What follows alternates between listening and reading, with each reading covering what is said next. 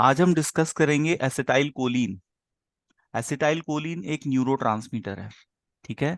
जो कहाँ पाया जाता है? मोटर न्यूरॉन्स में पाया जाता है, पैरासिम्पैथेटिक नर्वस सिस्टम में और ब्रेन में। मतलब ये सेंट्रल और पेरिफेरल नर्वस सिस्टम पे काम करता है। ठीक है। मैंने आपको बताया था मोटर न्यूरॉन्स क्या होते हैं, सेंसरी न्यूरॉन्स क्या होते हैं। सेंसरी न्यूरॉन टारगेट ऑर्गन से स्टिमुलेट ब्रेन तक लेके जाते हैं स्पाइनल कॉर्ड के थ्रू। ठीक है।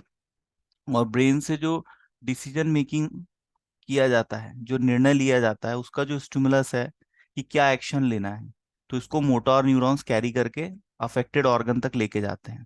ठीक है। मतलब periphery to brain and brain to periphery.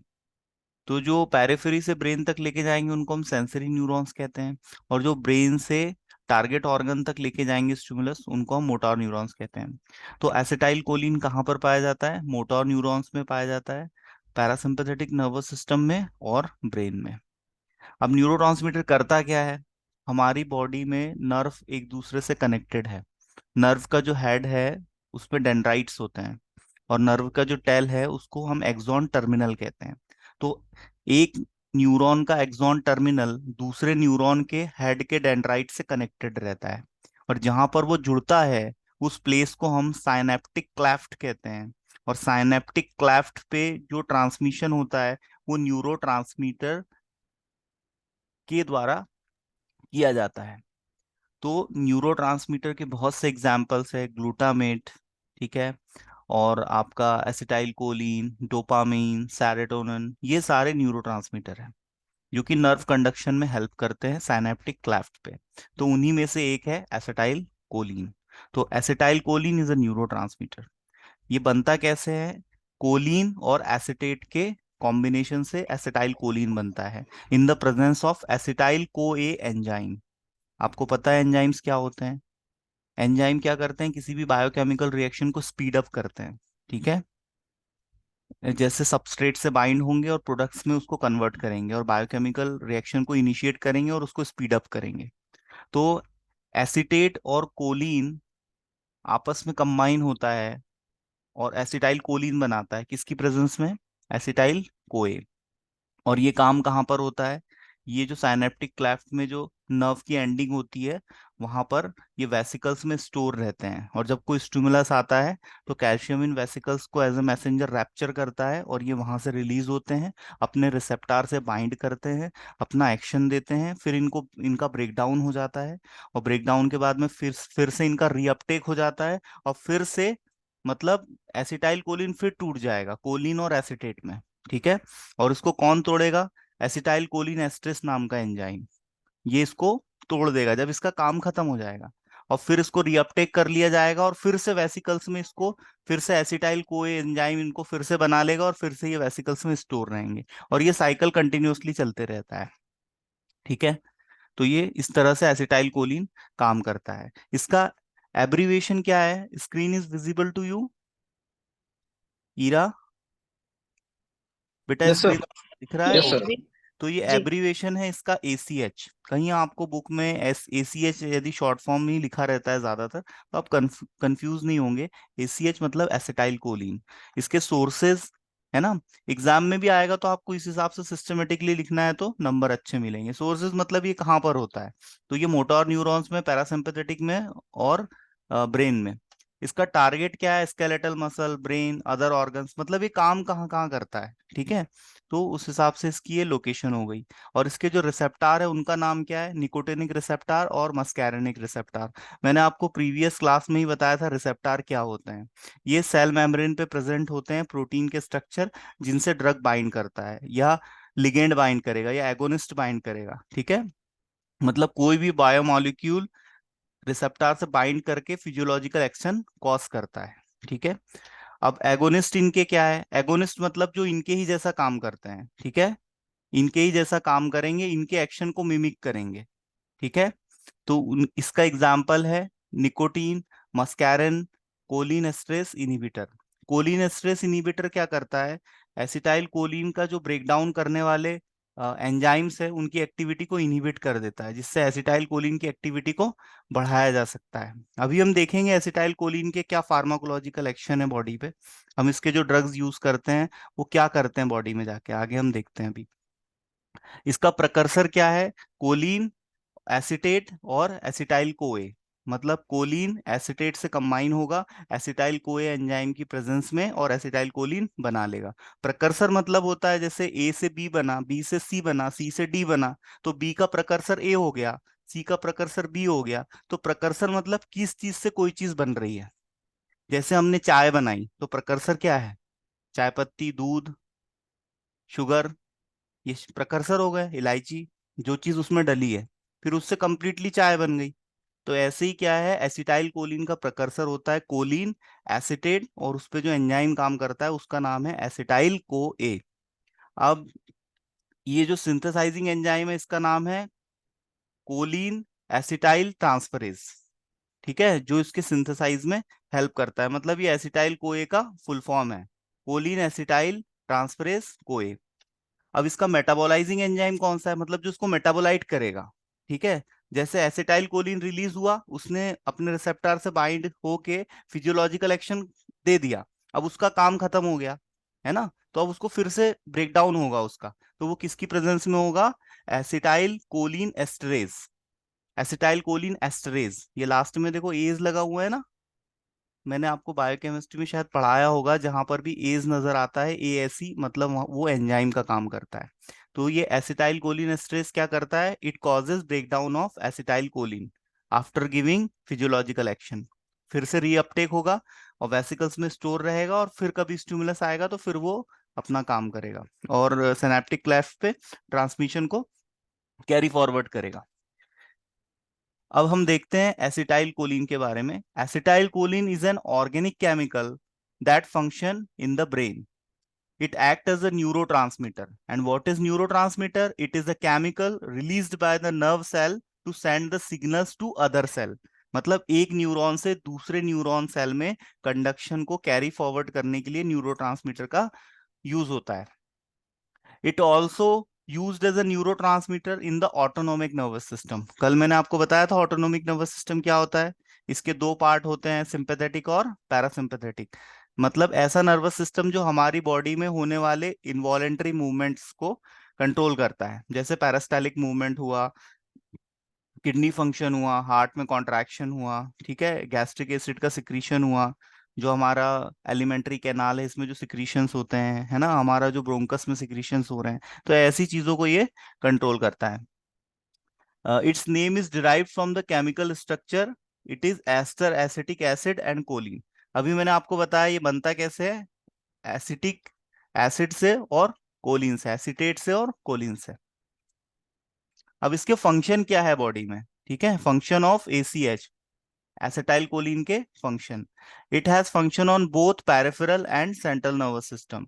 In peripheral nervous system it activates the muscles, it is a major neurotransmitter in ANS, और ये मेनली किस में काम करता है, ऑटोनोमिक नर्वस सिस्टम पे, और जब ये रिलीज होता है तो मसल्स को एक्टिवेट करता है, मतलब मसल से रिलेटेड जो प्रॉब्लम्स होंगी उनके ट्रीटमेंट के लिए यूज किया जाएगा एसिटाइल कोलिन, मस्कुलर प्रॉब्लम के लिए, ठीक है, जो प्रॉब्लम हमारे मसल्स से रिलेटेड होंगी तो उसके ट्रीटमेंट के लिए हम इसके एगोनिस्ट यूज करेंगे। In the central nervous system, cholinergic projections from the basal foramen and cerebral cortex, hippocampus support the cognitive function of the target areas. ये मैंने आपको कल बताया था, ब्रेन के जो डिफरेंट डिफरेंट पार्ट्स होते हैं वो हमारी बॉडी को कंट्रोल करते हैं, तो मूवमेंट कहाँ से कंट्रोल होता है ना, तो ब्रेन का जो पार्ट है जो मूवमेंट को कंट्रोल करता है, तो ये बॉडी के मूवमेंट को इम्प्रूव करते हैं ये ड्रग्स, है ना। जैसे कोई बूढ़ा पेशेंट है, उसके बॉडी में कोई भी मूवमेंट प्रॉपर नहीं हो पा रहा है ना, तो उसके मूवमेंट में इम्प्रूवमेंट लाने के लिए हम इस तरह के दवाइयाँ उपयोग करते हैं ताकि उसके मूवमेंट बॉडी के प्रॉपर हो सके।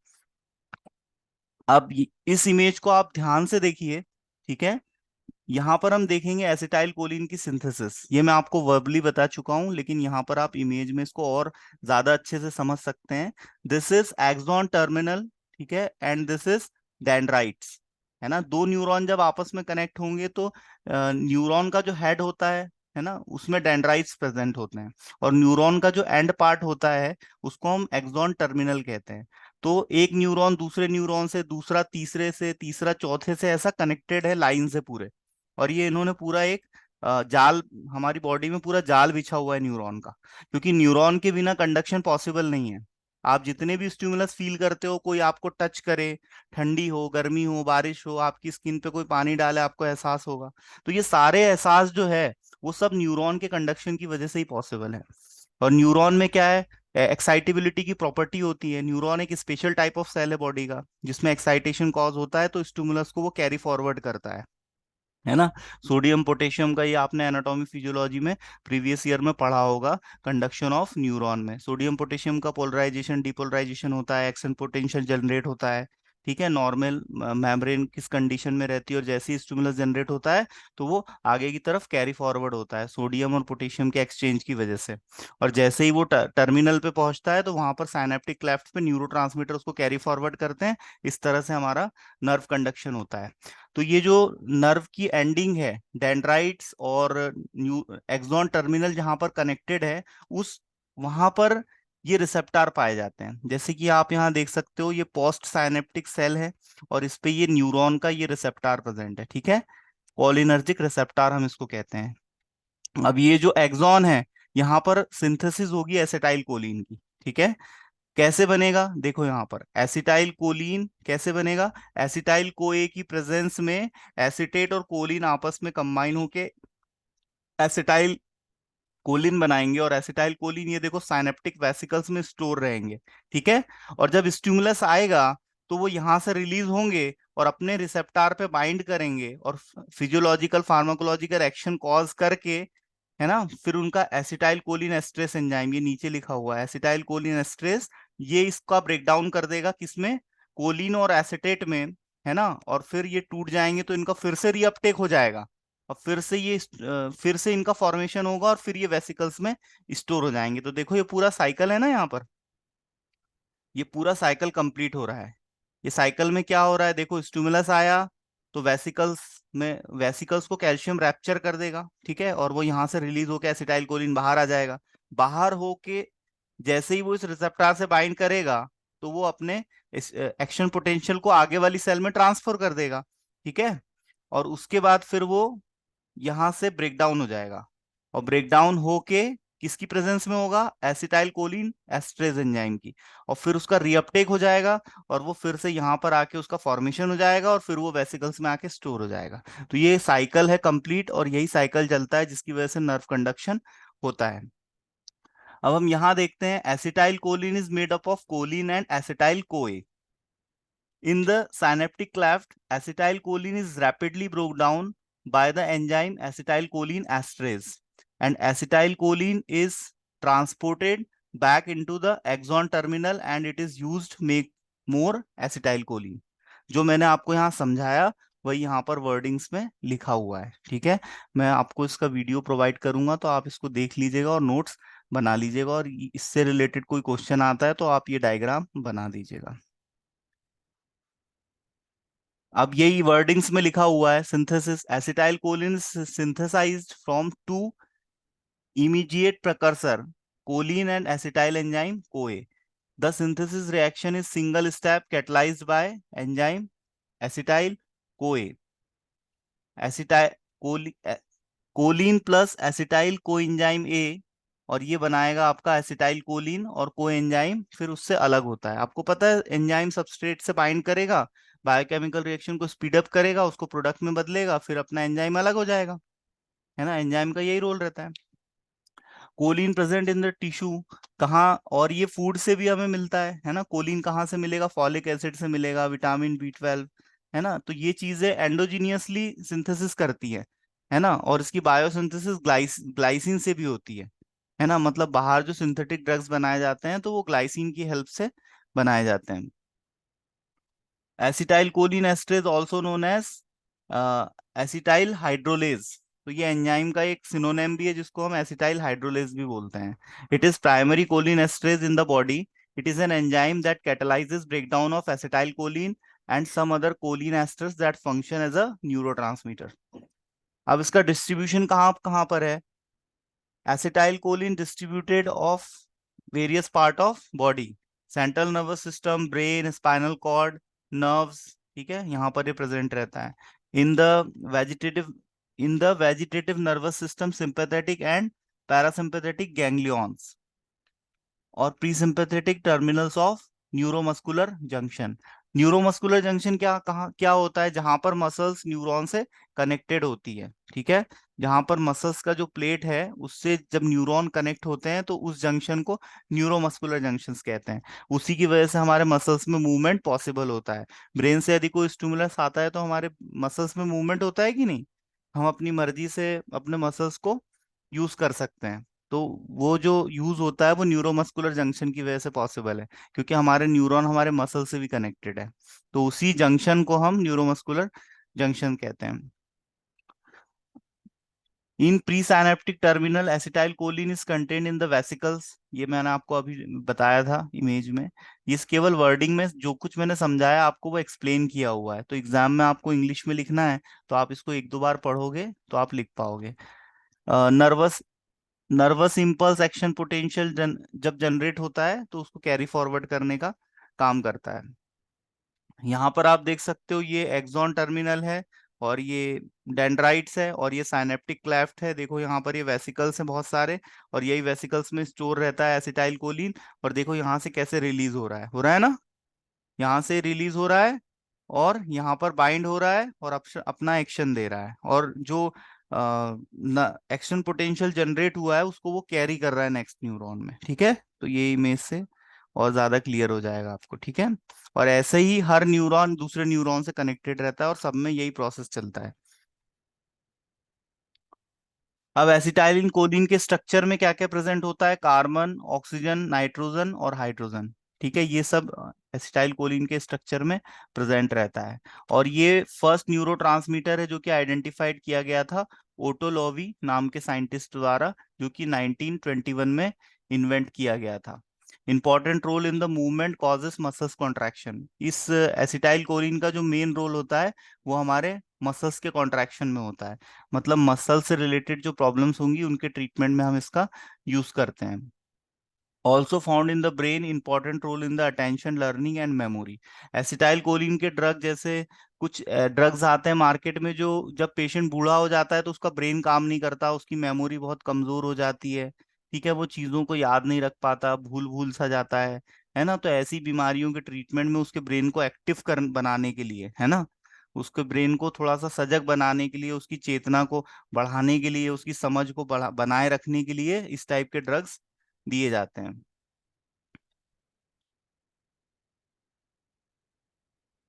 यहाँ पर एसिटाइल कोलिन की सिंथेसिस के बारे में थोड़ा सा बताया गया है। इसके सोर्सेस क्या है, कहाँ से मिलता है कोलिन? एग योक से मिलता है। अंडे अंडे का जो पार्ट रहता है ना, अंडे का जो येलो कलर का पार्ट रहता है उससे ही हमें मिलता है। और लिवर, फिश, है ना, जो लोग नॉनवेज खाते हैं, फिश खाते हैं, लिवर खाते हैं, तो उसमें ये प्रेजेंट रहता है, अंडे में प्रेजेंट रहता है। ग्रेन्स में और नट्स में, सोया में भी प्रेजेंट रहता है। और जो एसिटाइल कोए है इसका फॉर्मेशन कैसे होता है? ग्लूकोज के ब्रेकडाउन से। हम जो कार्ब लेते हैं डाइट में, कार्ब्स आगे चल के जब ब्रेकडाउन होता है तो ग्लूकोज बनता है, और ग्लूकोज से ही एसिटाइल कोए एंजाइम हमारी बॉडी बनाती है। अब यहाँ पर आप देख सकते हो इसके रिसेप्टार के नाम है निकोटेनिक रिसेप्टार और मस्कैरेनिक रिसेप्टार। तो ये रिसेप्टार से जब ये ड्रग बाइंड होता है या एगोनिस्ट बाइंड होता है तब अपना फार्माकोलॉजिकल एक्शन देता है। और ये इनडायरेक्ट कोलिनर्जिक एगोनिस्ट भी होते हैं।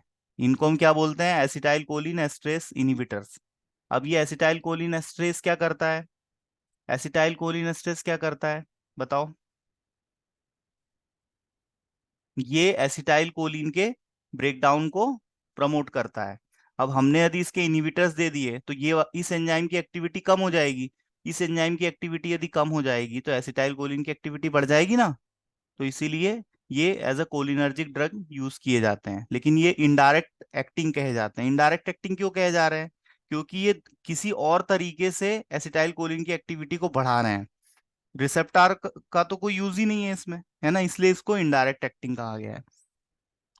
This result is increased cholinergic activity at both nicotinic and muscarinic receptor. Acetyl choline esterase inhibitor, है ना। अब ये कौन सी डिजीज के ट्रीटमेंट में यूज होंगे? Alzheimer disease. आपको मैंने बताया था अल्जाइमर डिजीज में क्या होता है, भूलने की बीमारी, और ये बढ़ती एज के साथ बढ़ जाती है। जिसकी एज 50-60 के ऊपर निकल जाती है उसका दिमाग प्रॉपर वर्क फंक्शन नहीं करता, और उसके जो कॉग्निटिव मूवमेंट्स होते हैं वो भी इम्पायर्ड हो जाते हैं, उसकी मेमोरी भी वीक हो जाती है, डिसीजन मेकिंग स्किल्स कम हो जाता है, और ब्रेन का रिटेंशन पावर भी वीक हो जाता है। तो ऐसी प्रॉब्लम्स के ट्रीटमेंट के लिए हम एसिटाइल कोलिन के ड्रग्स देते हैं, जिनको हम पैरासिम्पैथेटिक सिस्टम को जो मिमिक करते हैं, जिनकी एक्टिविटी को वो बढ़ाते हैं। तो ये ड्रग्स हम यूज करते हैं, आगे हम ड्रग्स के नाम भी देखेंगे। तो अल्जाइमर डिजीज के ट्रीटमेंट में कौन सा ड्रग यूज होता है? एरिसेप्ट और टेक्राइन और गैलेंटामाइन। तो ये तीन ड्रग के नाम आपको याद रखने हैं, है ना। डोनाजेपिल, जिसको हम एरिसेप्ट भी बोलते हैं, टेक्राइन और गैलेंटामाइन, ये जो ड्रग्स हैं ये हम एसिटाइल कोलिन के एगोनिस्ट की तरह यूज करते हैं। किन डिजीज के ट्रीटमेंट में? अल्जाइमर डिजीज के ट्रीटमेंट में। अब अल्जाइमर डिजीज में आपको वैसे पहले तो बता चुका हूँ क्या है। It is most common form of dementia. Dementia means loss of memory, इसमें व्यक्ति भूलने लगता है।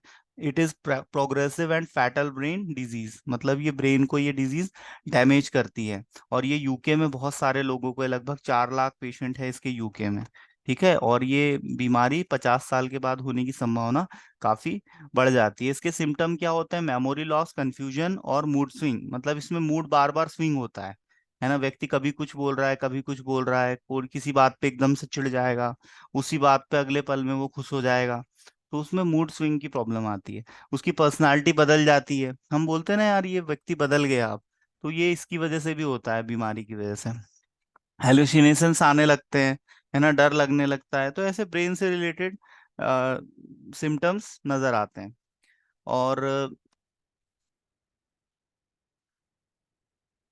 और यूके में चूंकि इसकी पेशेंट बहुत ज्यादा है तो एक सोसाइटी भी बनाई गई है, क्योंकि वहाँ पेशेंट बहुत ज्यादा है तो वो इन सब पेशेंट की थोड़ा सा टेक केयर करती है। अब कोलिनर्जिक एंटागोनिस्ट क्या होते हैं? जो एसिटाइल कोलिन के एक्शन को कम करते हैं उनको हम एंटागोनिस्ट कहते हैं, ठीक है। मतलब ये रिसेप्टार से बाइंड तो होंगे लेकिन एक्शन कॉज नहीं करेंगे, ठीक है। एफिनिटी होगी लेकिन इफिकेसी नहीं होगी, ठीक है। ताले में हमने ऐसी चाबी डाली जो ताला नहीं खोल पा रही, लेकिन ताले के उस होल में फंस गई वो बकायदा, लेकिन ताला नहीं खोल पा रही है। तो अब जो रियल चाबी है, एक्चुअल चाबी, वो फंस पाएगी क्या? नहीं फंस पाएगी। तो ताला खुल पाएगा क्या? नहीं खुल पाएगा। तो जो एंटागोनिस्ट है वो क्या करते हैं? एसिटाइल कोलिन की तरह दिखते हैं, एफिनिटी होती है रिसेप्टार के प्रति, बाइंड कर जाते हैं, एसिटाइल कोलिन को बाइंड नहीं होने देते, और एक्शन मिलता नहीं है। तो जो एक्शन पोटेंशियल जनरेट हुआ है उसका ट्रांसमिशन एक न्यूरॉन से दूसरे न्यूरॉन तक नहीं होगा, तो ब्रेन तक पहुंचेगा क्या? नहीं पहुंचेगा। या ब्रेन से आएगा क्या? नहीं आएगा। तो उस केस में क्या होगा? उस केस में ब्लॉकेज आ जाएगा, ठीक है। और उस ब्लॉकेज की वजह से हम इसको बोलते हैं कोलिनर्जिक एंटागोनिस्ट, है ना। तो इसके रिसेप्टार भी सेम होंगे, है ना। कौन से रिसेप्टार होंगे? मस्कैरेनिक और आपका निकोटेनिक रिसेप्टार। तो मस्कैरेनिक रिसेप्टार से कौन बाइंड करता है? एट्रोपिन। एट्रोपिन को हम हायोसाइमिन भी कहते हैं, scopolamine. It is also called हायोसाइमिन, ठीक है। तो ये इसका एंटागोनिस्ट है। कोई आपसे पूछेगा एसिटाइल कोलिन का एंटागोनिस्ट, तो एट्रोपिन, ठीक है। और स्कोपोलामिन, ये दो ड्रग के नाम आपको याद रखने हैं। कहाँ से मिलता है ये? डेडली नाइटशेड, एट्रोपा बेलाडोना, और एक ये टॉक्सिक प्लांट होता है, मतलब कोई यदि इसको खा ले तो उसकी जान जा सकती है, लेकिन ये कम मात्रा में एज अ मेडिसिन यूज किया जाता है, कोलिनर्जिक एंटागोनिस्ट की तरह। These drugs disrupt the normal cognitive performance by blocking the action of acetylcholine at receptors। ACH के एगोनिस्ट जो बाइंड होते हैं और एंटागोनिस्ट बाइंड होते हैं, दोनों के रिसेप्टार तो सेम ही रहेंगे, निकोटिनिक रिसेप्टार और मस्कैरेनिक रिसेप्टार। अब ये देखिए सेल का मेम्ब्रेन है, ठीक है, bilayer membrane of phospholipid cell membrane. और यहाँ पर ये देखो प्रोटीन का स्ट्रक्चर है, ठीक है। और यहाँ पर ये रिसेप्टार्स है, मस्कैरेनिक और निकोटेनिक रिसेप्टार, ठीक है, जहां पर एगोनिस्ट और एंटागोनिस्ट दोनों बाइंड होते हैं। लेकिन एगोनिस्ट बाइंड होगा तो क्या होगा? एफिनिटी तो होगी लेकिन इफिकेसी नहीं आएगी। और जब एगोनिस्ट बाइंड होगा तो एफिनिटी के साथ साथ इफिकेसी भी आएगी। इफिकेसी मतलब एक्शन भी आएगा, काम भी होगा, ठीक है। अब ये देखो इसके टाइप्स, कोलिनर्जिक रिसेप्टार के टाइप, मस्कैरेनिक रिसेप्टार के 3 टाइप्स होते हैं। उनका नाम है M1, M2 एंड M3, ठीक है, M1 M2 और M3। और जो निकोटिनिक रिसेप्टार है उसके भी दो टाइप है, NM और NN। तो M रिसेप्टार कहाँ पर पाया जाता है? ये सिक्रीटरी ग्लैंड्स में पाया जाता है। हमारी बॉडी में एंडोक्राइन सिस्टम है, जिसमें ग्लैंड्स आती हैं। ग्लैंड्स क्या रिलीज करती हैं? हॉर्मोन्स और एंजाइम्स, है ना। तो सिक्रीटरी ग्लैंड्स में ये रिसेप्टर पाया जाता है। तो ये किस चीज को कंट्रोल करेगा? स्लाइवेशन को, स्टमक के एसिड के सिक्रीशन को, स्वेटिंग को, लेक्राइमेशन को। लेक्राइमेशन मतलब क्या होता है? आई से आपने कभी पानी निकलते देखा होगा, है ना। आंखों से जो पानी निकलता है उसको लेक्राइमेशन कहते हैं। M2 रिसेप्टर हार्ट में प्रेजेंट रहते हैं, ठीक है। और ये क्या करेगा? हार्ट के मसल्स के कॉन्ट्रैक्शन को डिक्रीज करेगा, जिससे ब्रेडिकार्डिया कॉज होगा, ठीक है। अरिथमिया आपने पढ़ा होगा शायद एनाटॉमी फिजियोलॉजी में, है ना। हार्ट रेट नॉर्मल कितनी होती है? 72 beat in a minute.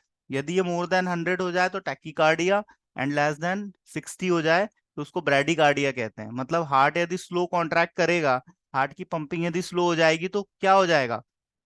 Bradycardia हो जाएगा। तो ये M2 रिसेप्टर हार्ट पे प्रेजेंट रहते हैं और ये हार्ट के कॉन्ट्रैक्शन को कम करते हैं। तो अब मुझे बताओ, ये जो कोलिनर्जिक रिसेप्टर से बाइंड होने वाला ड्रग है, क्योंकि M2 रिसेप्टर से बाइंड होगा तो वो हार्ट पे क्या एक्शन दिखाएगा? हार्ट के कॉन्ट्रैक्शन को कम कर देगा। और इसका यूज हम कहाँ कर सकते हैं? हाइपरटेंशन के पेशेंट में कर सकते हैं, क्योंकि ऑलरेडी ब्लड का प्रेशर बहुत बढ़ गया है। तो हम चाहेंगे कि जो हार्ट है वो थोड़ा सा स्लो काम करे, ठीक है। तो उस हिसाब से हम दवाइयों को यूज करते हैं बॉडी के बायोलॉजिकल फंक्शंस को रेगुलेट करने के लिए, उनको कम कम या ज्यादा करने के लिए, ठीक है। अब जो M3 रिसेप्टर है वो स्मूथ मसल्स में प्रेजेंट रहता है, ठीक है। वहां पर जो न्यूरॉन कनेक्ट होंगे वहां पर ये रिसेप्टर प्रेजेंट होगा। तो ये क्या करेगा? कॉन्ट्रैक्शन ऑफ स्मूथ मसल्स, है ना। तो ये जैसे डायरिया, ब्रोंकोस्पाज्म, यूरिनेशन, तो इसमें ये इन्वॉल्व होगा। M3 कहाँ प्रेजेंट होता है? पुपिल और सिलियरी मसल्स में, ठीक है, जो कॉन्ट्रैक्ट करता है हमारे आईलिड के मसल्स को।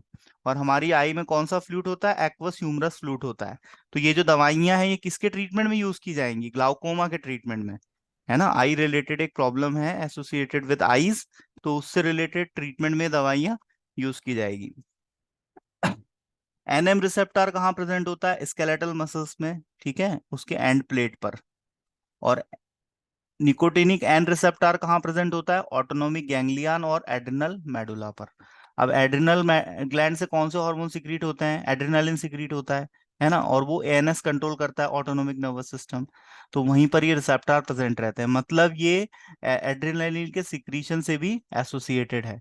तो हमने एसिटाइल कोलिन के रिसेप्टर्स देखे, हमने एसिटाइल कोलिन का फार्माकोलॉजिकल एक्शन देखा, ये क्या क्या बॉडी में करता है, इसके रिसेप्टर कहाँ पर प्रेजेंट होते हैं, इसकी सिंथेसिस कैसे होती है, और हम इनको किन बीमारियों में यूज करते हैं। और इसके एंटागोनिस्ट के एग्जाम्पल देखे, एगोनिस्ट के एग्जाम्पल देखे। अब ये जो कोलिनर्जिक ड्रग्स हैं इनको हम क्या है? पैरासिम्पेथोमिमेटिक ड्रग्स भी कहते हैं, ठीक है। ये क्योंकि ये एक्शन को मिमिक करती है, मिमिक मतलब बढ़ाना, ठीक है। तो इसलिए हम इसको पैरासिम्पेथोमिमेटिक ड्रग्स भी कहते हैं, कोलिनर्जिक ड्रग्स को, ठीक है। या हम इनको कॉलिनोमिमेटिक भी कहते हैं, ठीक है। It stimulate the parasympathetic nervous system in the same manner as the acetyl choline done. मतलब जैसा एसिटाइल कोलिन काम करता है वैसी कोलिनर्जिक ड्रग काम करते हैं, जो उसके एगोनिस्ट है, जो हम एक्सटर्नली बाहर से दे रहे हैं, ठीक है, उसको हम एगोनिस्ट कहते हैं।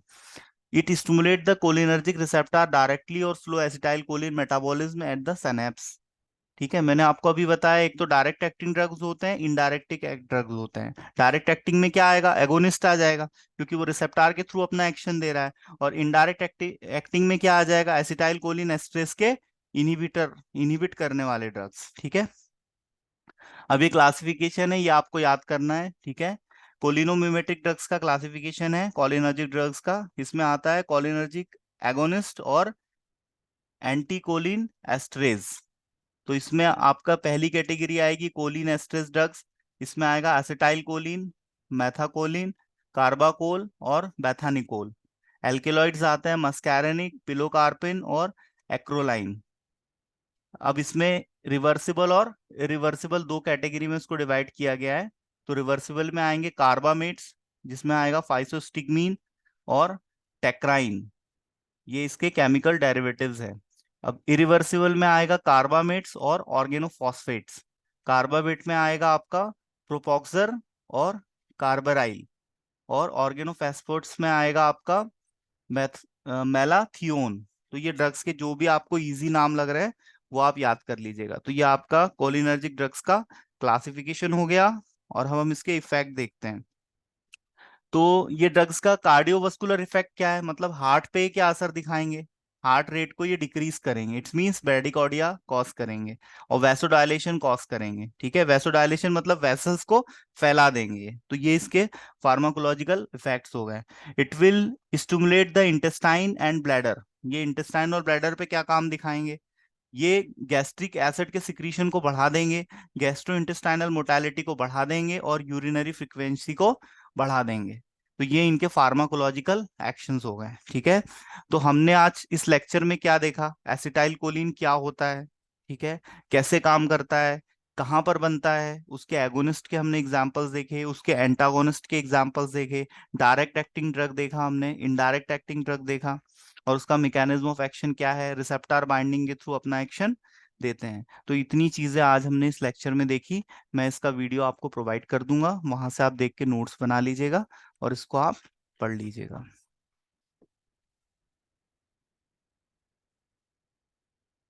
ठीक है, आज की क्लास हम यहाँ पर एंड करते हैं। Thanks for listening.